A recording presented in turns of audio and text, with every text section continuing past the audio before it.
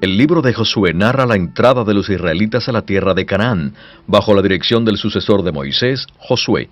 Cruzaron el río Jordán cerca de la ciudad de Jericó, y la narración dice que al entrar los sacerdotes que llevaban el arca del pacto al agua, el río dejó de correr. Esto sucedió en Adán, lugar que está a unos 30 kilómetros al norte de Jericó.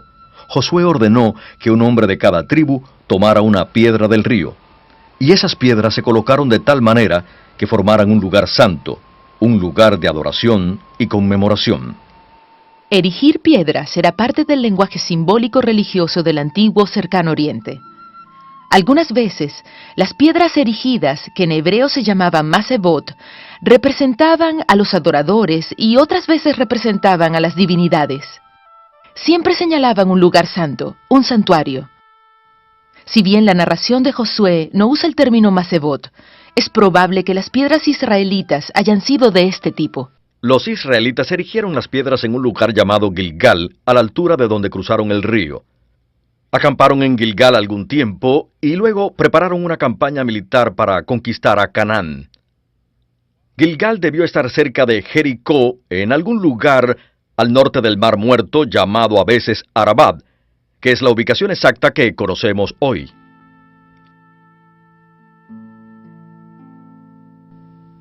El primer capítulo del libro de los Jueces dice que con la ayuda de la tribu de Simeón, Judá conquistó el sur de Canaán.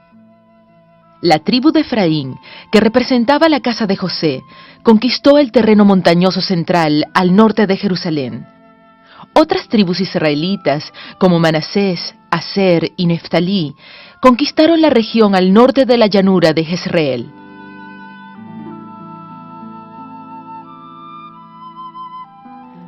Las tribus de Rubén y Gad y parte de Manasés permanecieron en la región oriental del río Jordán. Por lo general, las áreas que capturaban los israelitas estaban bien desarrolladas. Cuando Israel se estableció en la tierra, la población cananea al oeste de las montañas centrales vivía en multitud de aldeas pequeñas rodeadas de terrazas y campos cultivados. El texto de Deuteronomio capítulo 6 lo describe así: ciudades que ustedes no construyeron, con casas llenas de todo lo mejor que ustedes no llenaron, con pozos que ustedes no cavaron, y viñedos y olivos que ustedes no plantaron.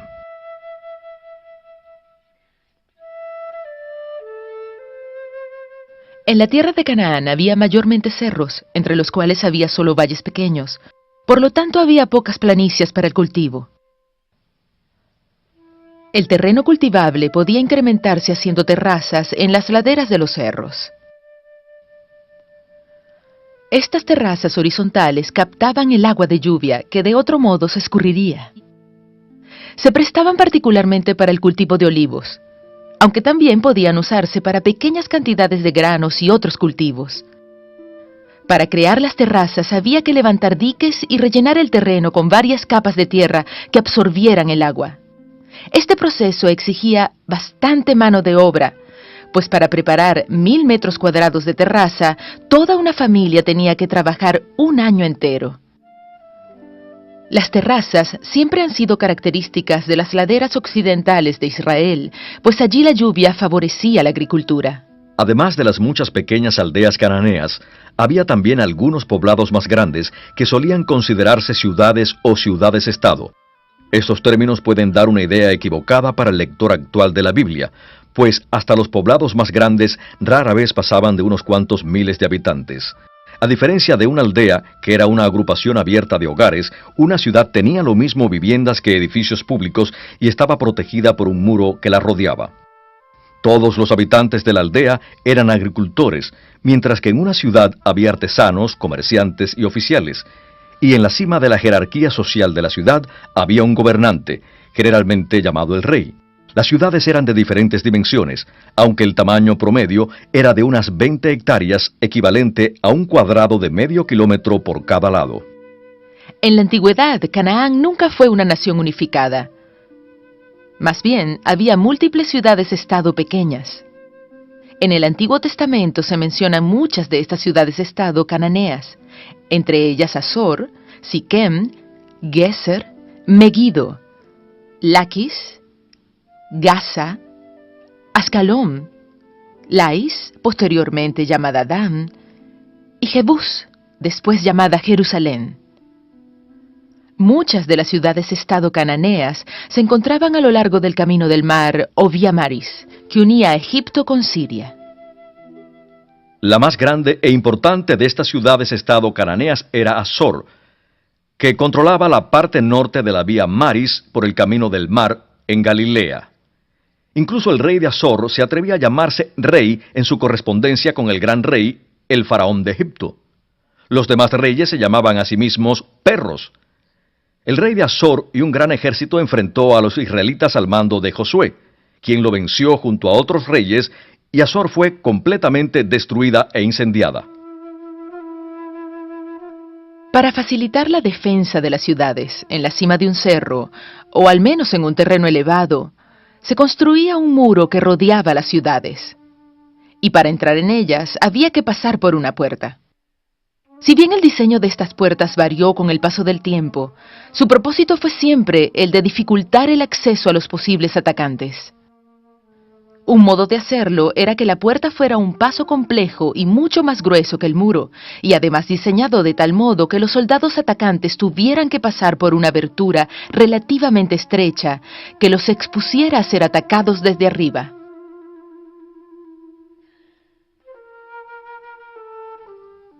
Cuando una ciudad amurallada era atacada por un ejército enemigo, la puerta era la parte más vulnerable. Por eso tenían un método especial de construcción, fuera de la puerta donde estoy ahora, y después la ponían. Y cuando los enemigos venían hacia la puerta, tenían que ir a la izquierda enseguida, lo que era muy importante. Los soldados llevaban su escudo en la mano izquierda y en la derecha su arma, la espada, la lanza o jabalina, y al ellos ingresar por la puerta y tener que ir a la izquierda, su lado derecho era vulnerable. Eso hacía posible a los defensores sobre los muros y en áreas interiores que les arrojaran piedras, lanzas u otros tipos de objetos. Algunas veces los muros de la ciudad eran dobles con un espacio en el medio. Esto se conoce como doble muralla. El espacio entre las dos murallas podía llenarse con escombros y formar una muralla más gruesa. En algunas ciudades, la gente construía sus casas en el espacio entre los dos muros. Los ancianos solían reunirse en la puerta o cerca de ella para tratar asuntos legales relacionados con la ciudad. El interior de la ciudad era un laberinto de calles. Este laberinto daba hacia un espacio más amplio llamado plaza. Como las calles, la plaza era de tierra. Solo algunas estaban empedradas. La plaza estaba al aire libre y era frecuente su uso como punto de reunión de los habitantes de la ciudad. Una de las plazas de la ciudad generalmente servía de mercado, es decir, como un centro de trueque y de compra y venta. Era frecuente que el mercado se encontrara cerca de la puerta de la ciudad. En las excavaciones efectuadas en la ciudad israelita de Dan, los arqueólogos hicieron un notable hallazgo: una puerta hecha de adobe. Y en las excavaciones de Ascalón se encontró una puerta cananea muy parecida.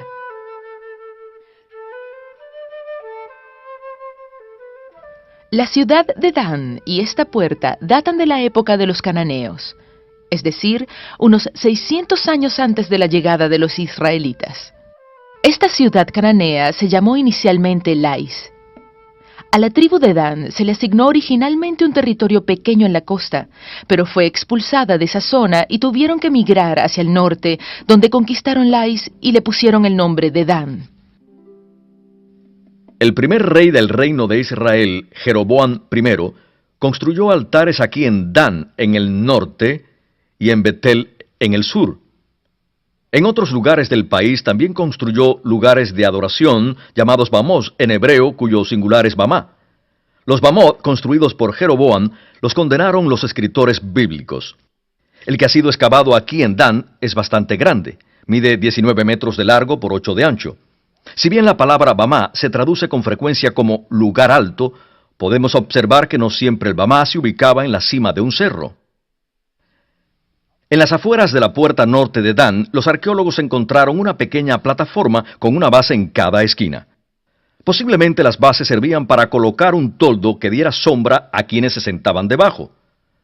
Puede ser que el rey se haya sentado en la puerta para atender los casos que la gente presentaba. También es posible que esta plataforma haya sido un bamá pequeño o lugar alto, ya que a veces estaban cerca de la puerta de la ciudad. Cerca de la misma puerta se encontró también una banca que puede haber servido para que los líderes de la ciudad se sentaran para cumplir con sus deberes.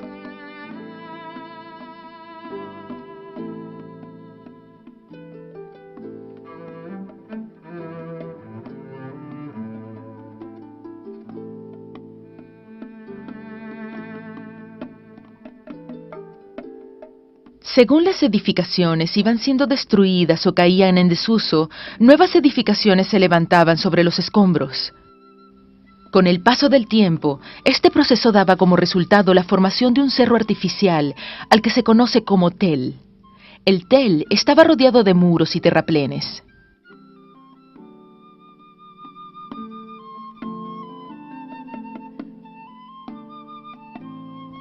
A veces, el muro lo formaba la última fila de casas que estaban construidas una junto a la otra. Esto puede haber sido el caso de la casa de Rahab, en Jericó, en los días de Josué. La evidencia arqueológica revela que Jericó no era una ciudad grande. La Biblia dice que la ciudad se vino abajo luego de un ritual efectuado por los israelitas. Por 6 días marcharon una vez diaria alrededor de la ciudad, siguiendo a los sacerdotes con el arca del pacto. El 7º día hicieron la marcha 7 veces, y cuando 7 sacerdotes tocaron 7 trompetas y el pueblo gritó, los muros de Jericó colapsaron. Hoy día no quedan restos de los muros de Jericó y hay pocas ruinas de la ciudad misma.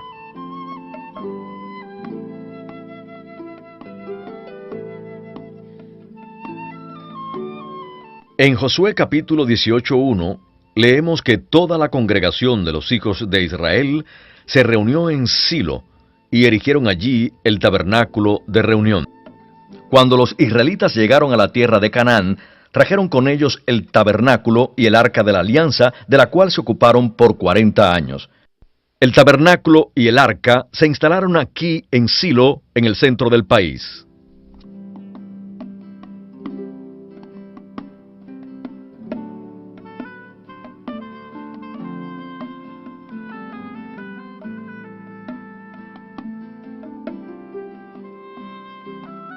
Las diversas culturas e idiomas describen los accidentes geográficos de múltiples y variadas maneras.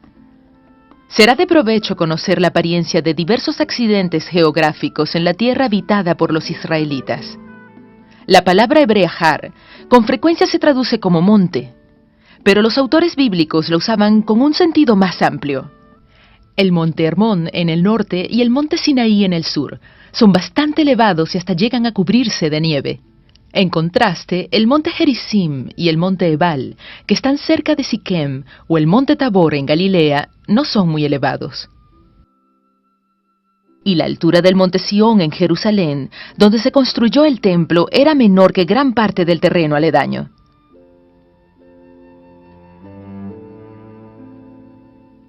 Muchas de las elevaciones que en hebreo se llaman harim, en otras culturas serían solo colinas. El Monte Carmelo, que está en el noreste del país, en la región de la tribu de Aser, no llega a más de 550 metros de altura. Y el área donde se cree que Jesús predicó el Sermón del Monte, cerca del mar de Galilea, en realidad está por debajo del nivel del mar.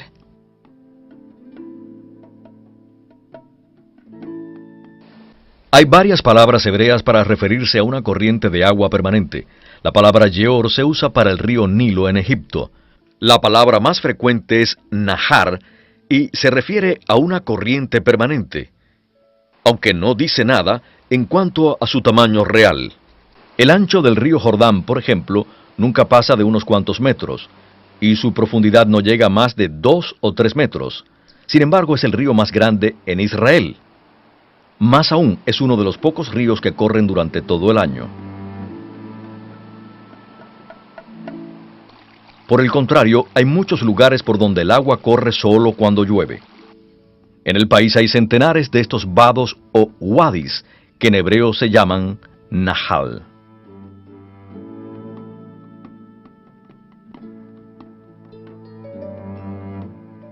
En el Antiguo Testamento, a menudo se habla de sucesos en la montaña o en la zona montañosa, frase muy adecuada para referirse a gran parte del terreno, y que va acompañada de una identificación específica, por ejemplo, la montaña de Efraín.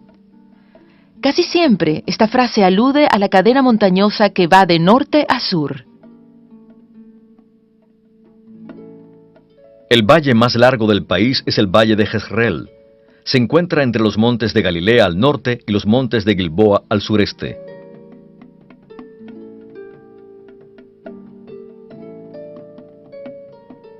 La ciudad Tel Megiddo estaba en el extremo occidental del valle.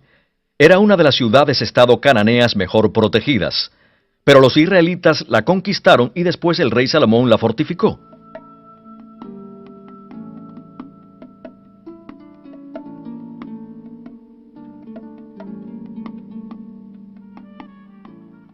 En el extremo oriental del valle se encontraba la ciudad de Jezreel.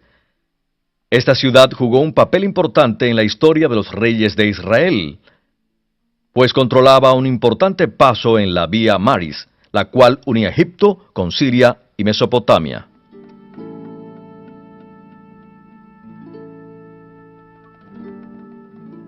En los relatos bíblicos, el desierto tiene un papel importante. De hecho, el más conocido de todos es el tiempo que el pueblo de Israel pasó allí después de su salida de Egipto.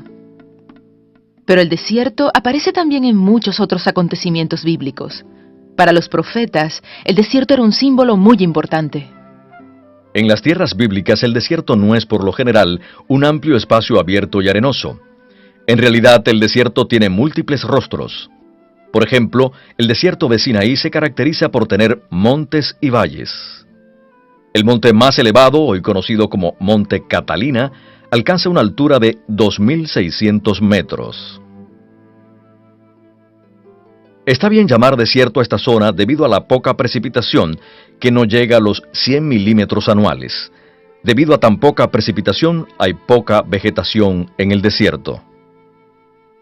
Al norte del desierto de Sinaí se encuentra la región del Negev, nombre que significa sur. Si bien el Negev no es tan extenso como el Sinaí, tiende a ser más plano. Muchos de los eventos relacionados con Abraham, Isaac y Jacob tuvieron lugar en el Negev. La palabra Nehba, derivada de Negev, significa hacia el Negev, es decir, hacia el sur.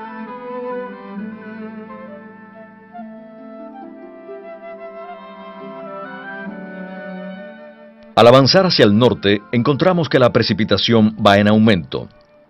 En los linderos del desierto se encuentra el desierto de Judea. Si bien la precipitación aquí es mayor, por lo general no alcanza para el cultivo, sino solo para apacentar animales.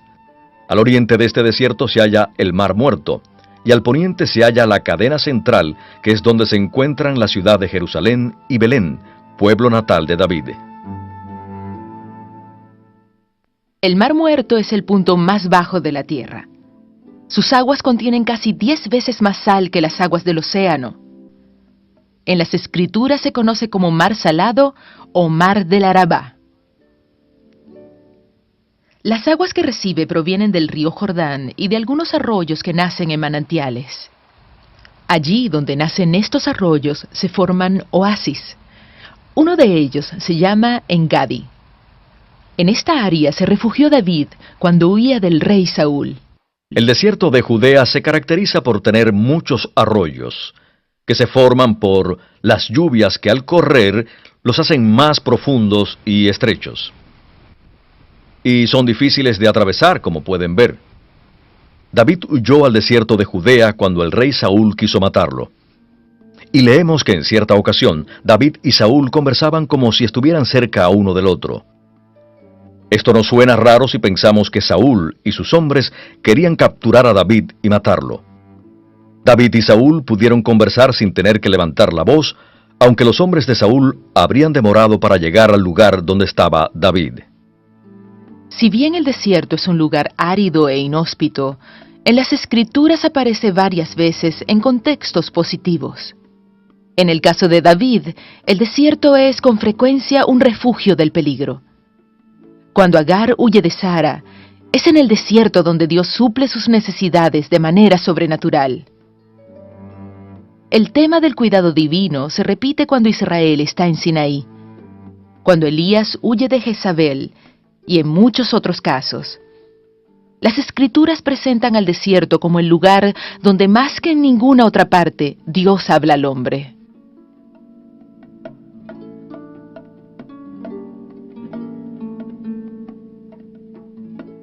Las regiones áridas al sur del país se conocen como el Negev y el Arabá. El Negev es una meseta con profundos cañones. El Arabá es una llanura que se extiende al sur del Mar Muerto y al este del Negev. En las Escrituras el nombre Arabá puede también referirse al valle que está al norte del Mar Muerto, e incluso a una parte de la región al oeste del río Jordán. Tanto el Negev como el Arabá son extremadamente áridos y por lo tanto poco cultivables.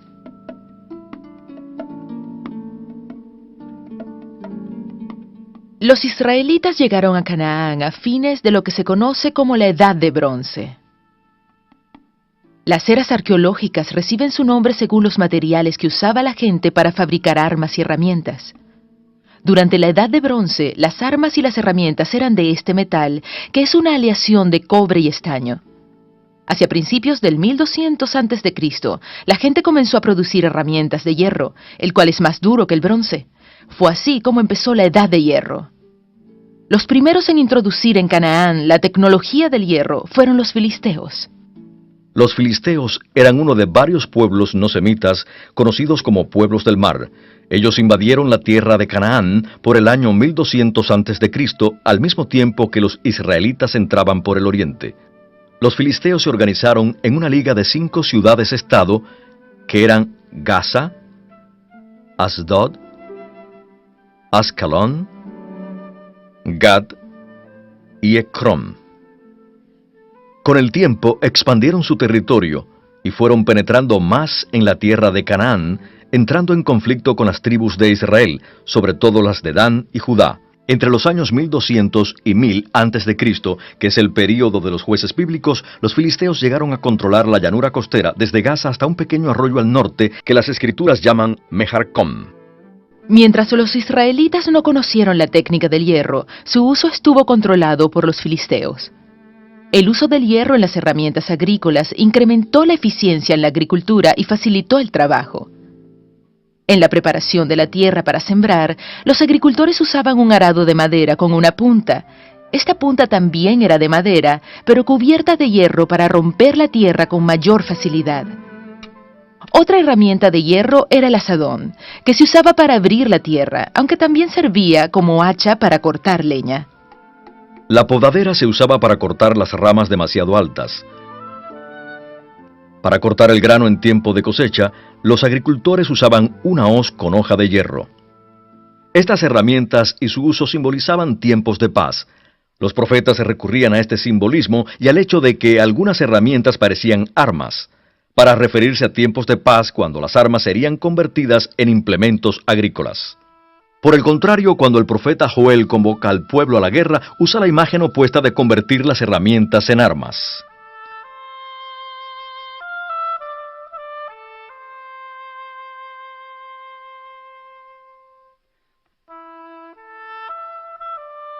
Los objetos de culto, herramientas y cerámicas de los filisteos demuestran que tuvieron su origen en las islas del mar Egeo. Sin embargo, poco a poco la cultura filistea fue influenciada por los cananeos y con el tiempo se adaptó a la cultura semítica. Esto puede verse en los distintos estilos de cerámica. La filistea temprana, llamada monocroma por estar decorada de un solo color, es semejante a la de los antiguos griegos y egeos. Más adelante, decorada de 2 colores y denominada bicroma, la cerámica filistea se parece más a la de los cananeos. No hay duda de que en cualquier excavación arqueológica de un sitio bíblico, el hallazgo más frecuente será el de piezas de cerámica rotas. La mayor parte de los recipientes y la vajilla de una casa cualquiera era de cerámica, pero ésta se rompe con facilidad y por lo tanto los objetos se reemplazan constantemente. En primer lugar, había que preparar la arcilla y amasarla hasta que tuviera una consistencia uniforme y flexible. En los tiempos bíblicos, el instrumento más común para fabricar objetos de cerámica era el torno. En medio de una pequeña superficie redonda se colocaba un pedazo de arcilla. La superficie estaba conectada, mediante una vara, a una pesada rueda inferior de madera o de piedra. Con el pie, el alfarero hacía girar la rueda inferior y con las manos iba dando forma a la arcilla. Si no quedaba satisfecho con la vasija resultante, simplemente volvía a amasar la arcilla y empezaba de nuevo. Cuando el recipiente alcanzaba la forma deseada, se dejaba al sol durante algunas horas para que se secara, pero la arcilla secada al sol era muy quebradiza. Por eso era necesario ponerla a cocer en un horno especial para endurecerla. Como los recipientes de cerámica eran objetos comunes y de uso diario, con frecuencia los autores bíblicos los usaban en sentido figurado. Algunas veces simbolizan la facilidad con la que el alfarero da forma a la arcilla. Por ejemplo, Jeremías transmite a Israel este mensaje de Dios: «Ustedes son en mis manos como el barro en las manos del alfarero». En otras ocasiones, el simbolismo gira en torno a la fragilidad de los recipientes. En Isaías 41 se habla de cómo el alfarero pisa el barro con los pies antes de trabajarlo en el torno. En este caso, el símbolo es el de una conquista militar.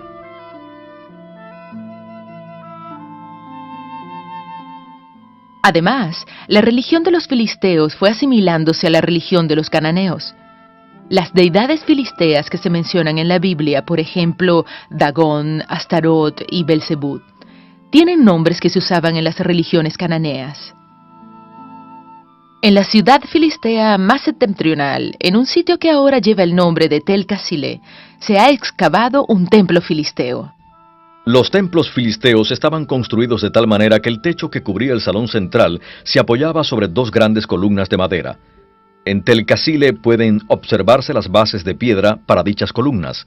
Según nos relata el libro de los jueces, Sansón pidió ser puesto entre las dos columnas. Una vez allí, las empujó e hizo que se salieran de sus bases, por lo que el techo se vino abajo. En la época de los jueces, las tribus de Israel vivían en las regiones montañosas al sur, centro y norte de Canaán, así como al otro lado del Jordán, en Galaad. No vivían en ciudades, sino en pequeños poblados por todo el territorio. Los miembros de una misma familia o clan vivían en el mismo pueblo, y los miembros de una misma tribu permanecían en la misma región. La organización de las tribus israelitas no era muy eficaz. Los grupos, clanes o tribus solo en raras ocasiones actuaban juntos. Esto sucedía en tiempos de emergencia, cuando surgía un líder carismático y los unía para enfrentarse a un enemigo común como Moab o Amón. Estos líderes eran los jueces bíblicos. Los capítulos 4 y 5 del libro de los jueces hablan de un caso excepcional, que es cuando Barak y Débora lograron unir a la mayoría de las tribus contra el rey de Azor. Este relato deja ver que las llanuras aún estaban bajo la influencia indiscutible de las ciudades-estado cananeas. Ante la presión de los cananeos y los filisteos, los israelitas eligieron a un rey para encabezar un ejército. El primer rey fue Saúl, de la tribu de Benjamín. A principios de su reinado, Saúl obtuvo varias victorias en sus batallas contra filisteos, amonitas y amalecitas. Estas victorias suyas consolidaron su poder sobre las otras tribus, aunque nunca llegó a ser rey de un reino unificado. No sabemos cuánto duró el reinado de Saúl. En una batalla posterior contra los filisteos, Saúl y 3 de sus hijos fueron muertos en el monte Gilboa, y el cuerpo de Saúl fue colgado del muro de la ciudad de Bet-San. Después de la muerte de Saúl, los ancianos de Judá nombraron a David, que era de su misma tribu, como rey. David empezó a reinar por el año 1000 a.C. Las tribus del norte permanecieron leales a Saúl, pero gradualmente David logró controlar a todas las tribus de Israel. Como 7 años después de morir Saúl, David volvió a ser coronado rey, pero esta vez por las tribus del norte. Durante algún tiempo, todas las tribus de Israel se mantuvieron unidas teniendo a David como su rey. La investidura de un rey incluía el echarle aceite de oliva en su cabeza. A esto le llamaban unción. Para los reyes de Israel, la unción era un acto sagrado realizado por un profeta o a veces un sacerdote.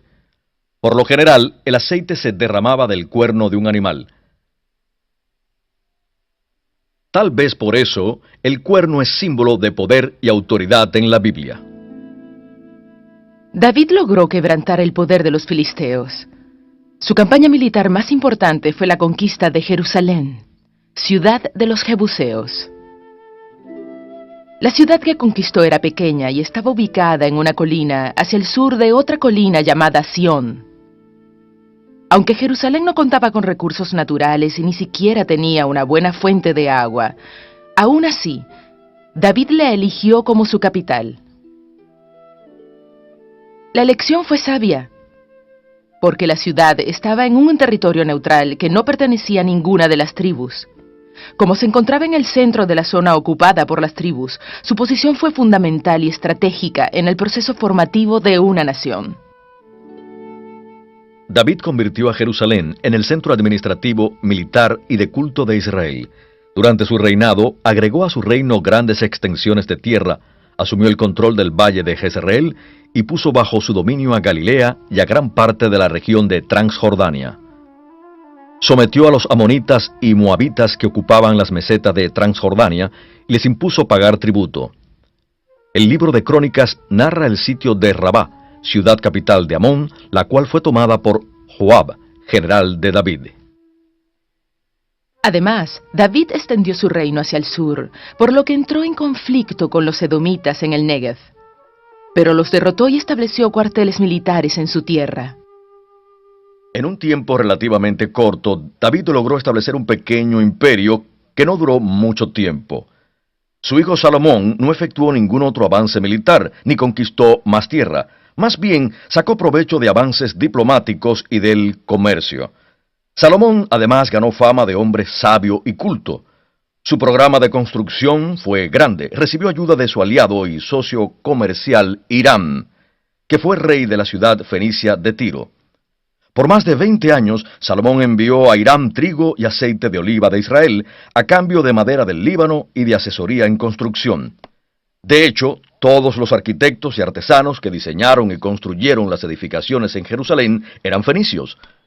Salomón convirtió la pequeña fortaleza de la ciudad de David en una capital real, incorporando el llamado Monte del Templo que su padre David ya había comprado. El monte de Sión, también llamado Monte Moriah, se convirtió en la acrópolis o parte alta sagrada de la ciudad. Los salmos lo denominan con frecuencia, lo cual es una deliberada exageración religiosa, como Monte Santo.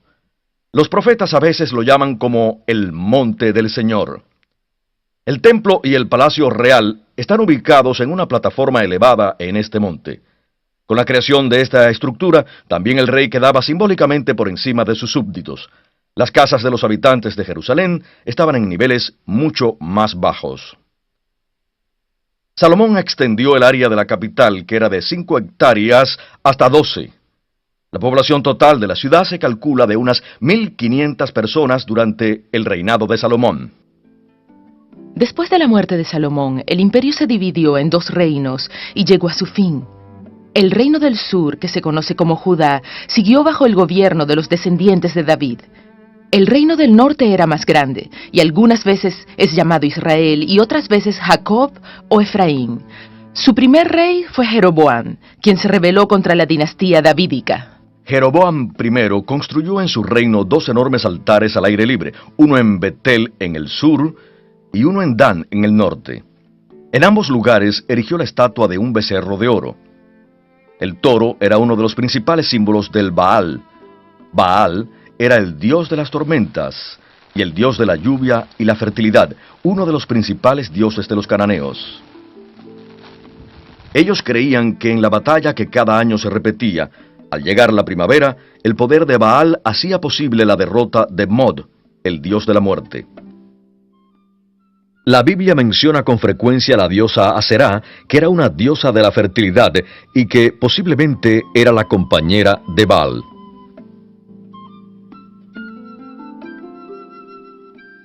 El reino norteño de Israel tuvo inestabilidad política hasta alrededor del 800 a.C., cuando la dinastía del rey Omri comenzó.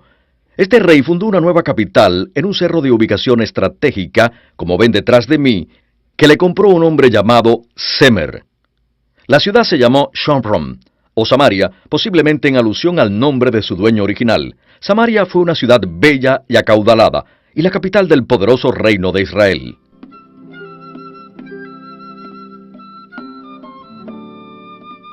En repetidas ocasiones, la Biblia menciona las ciudades fenicias de Tiro y Sidón.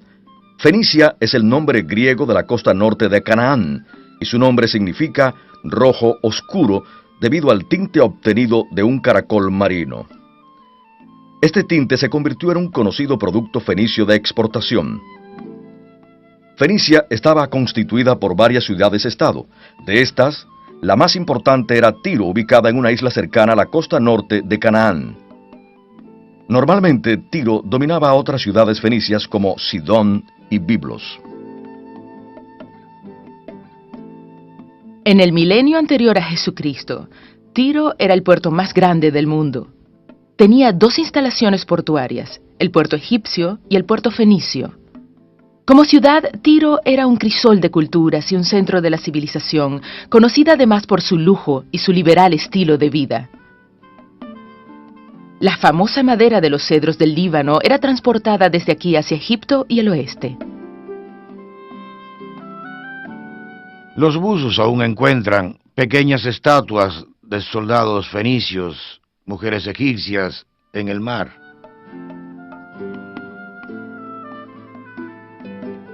En el mundo antiguo, los fenicios tenían fama de marineros. Con sus barcos de madera podían transportar a mucha gente y grandes cantidades de carga. Sus barcos usaban dos medios de propulsión. Las velas sujetas al mástil impulsaban el barco al hincharse con el viento, y los remos se usaban cuando no había suficiente viento o cuando había que maniobrar en un espacio reducido. Los barcos eran dirigidos mediante uno o dos remos que salían de la parte posterior del barco.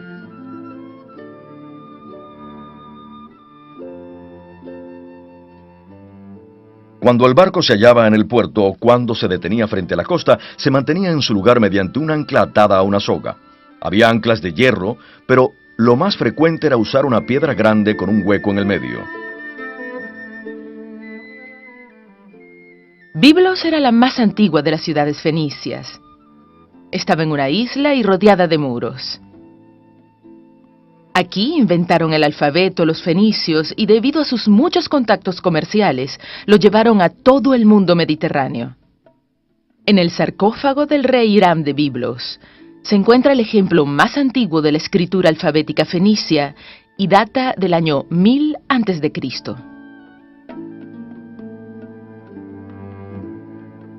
El principal enemigo del reino norteño de Israel era el rey de Aram, cuya capital era Damasco. Después de la muerte del rey Ahab, Israel fue debilitándose más y más. El rey Mesha de Moab se rebeló contra Israel y se negó a pagar el tributo anual. El rey Joram de Israel se alió con el rey Josafat de Judá y juntos atacaron a Moab. Frente a una inminente derrota, el rey Mesha sacrificó a su hijo al dios Kemosh sobre el muro de la ciudad de Kir Haresed. Cuando los ejércitos de Israel y Judá vieron este acto desesperado, sintieron tal repugnancia que regresaron a su país sin tomar la ciudad. Nada dice el relato bíblico del resultado de esta campaña, pero puede ser que haya fracasado y que Moab se haya librado de Israel. En 1868, un misionero alemán descubrió una estela de 1 metro de alto que habla de la sublevación de Moab contra Israel. Esta se conoce como la estela de Mesha o la estela de Moab. El texto es un cántico de alabanza al dios moabita Kemosh por haber librado a su pueblo del poder de Israel.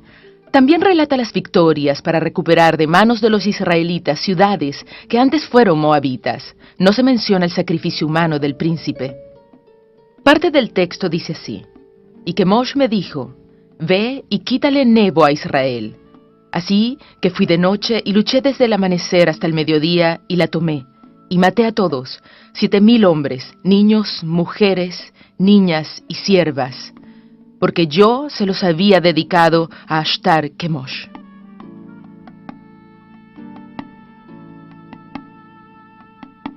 El profeta Amós previó la expansión del imperio asirio que se hizo muy poderoso en el siglo VIII a.C. Fue ganando importancia hasta convertirse en la nación más poderosa del cercano oriente. Por casi 150 años, Asiria se mantuvo en ese lugar. Su economía se fincaba en los fértiles campos de cereales de las ciudades centrales del imperio, Nínive y Nimrod. La primera capital de Asiria fue Asur. llamada así en honor del dios principal de los asirios. Los asirios reubicaron su capital más al norte, con lo que se acercaron más a los campos de cereales. Nimrod, Cosabad y Nínive se turnaron como capitales del gran imperio asirio.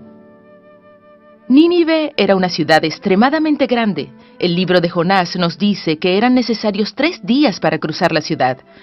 Tenía 12 puertas, cada una de ellas dedicada a uno de los dioses asirios y conocida con ese nombre. Cuando los babilonios y los medos sitiaron la ciudad en el año 612 a.C., los asirios pensaron que estarían a salvo tras sus fuertes muros de defensa. Sin embargo, los babilonios lograron desviar hacia los muros de la ciudad las aguas del río Tigris y de otros ríos. Como el agua ablandó la tierra debajo de los muros, después de algunos meses, este se vino abajo y el ejército invasor irrumpió en la ciudad. El profeta Nahum hace alusión a este evento. Se abren las compuertas del río y el palacio se viene abajo. Si un estado conquistado se rebelaba contra Siria y dejaba de pagarle tributo o formaba una alianza con algún otro estado en contra de ella, el castigo solía llegar de manera veloz y severa. En el caso extremo, los asirios convertían al estado rebelde en una provincia de Asiria y deportaban a gran parte de la población. Esto pasó con el reino norteño de Israel. Se rebeló contra Siria y hasta entró en alianza con Egipto. Los asirios castigaron a los israelitas en el año 722 a.C., deportando una parte de la población. Por otro lado, el reino de Judá se opuso a cualquier rebeldía. El profeta Isaías reforzó esta oposición al aconsejar al rey Ahaz de Judá a ser firme y no ceder ante la presión. Isaías profetizó que muy pronto Damasco e Israel serían destruidos y que Judá no sufriría. Y sucedió tal como Isaías lo había profetizado. Sin embargo, el rey Ezequías, que sucedió a Ahaz, cambió la política de Judá. Sacó del templo las estatuas de dioses y otros objetos prohibidos hasta un altar para la adoración de Asur. En el antiguo cercano oriente, los súbditos tenían la obligación de adorar al dios de su soberano. Para Ezequías, el purificar el templo de objetos paganos era un acto religioso, pero también un acto político de rebelión contra Siria. Ezequías también reparó los muros de Jerusalén, construyó nuevos muros alrededor de las recientes zonas residenciales y construyó un estanque y mejoró los sistemas de suministro de agua a la ciudad construyendo un túnel. Todo esto lo realizó poco antes de que atacaran los asirios. En esa época Jerusalén contaba con aproximadamente 20.000 habitantes. Los arqueólogos descubrieron esta porción del muro de Ezequías, construido en el siglo VIII a.C. Hasta esta pequeña sección nos da una idea de las dimensiones que tenía el muro de protección de una ciudad. Este habrá medido unos 7 metros de ancho, pero los había más anchos. Ezequías construyó este muro previniendo la invasión de los asirios. Otra obra de Ezequías para que la ciudad fuera menos vulnerable fue cerrar todo acceso al manantial que estaba fuera de la ciudad. Luego construyó un largo túnel para traer el agua hacia dentro de la ciudad de Jerusalén. Tenía más de medio kilómetro de largo. Es probable que los trabajadores siguieran las grietas naturales de la roca y pusieron una placa conmemorativa que fue encontrada por los arqueólogos. Si bien Ezequías realizó impresionantes programas de construcción, no calculó bien la situación política. Muy pronto llegaron los asirios y conquistaron Judá.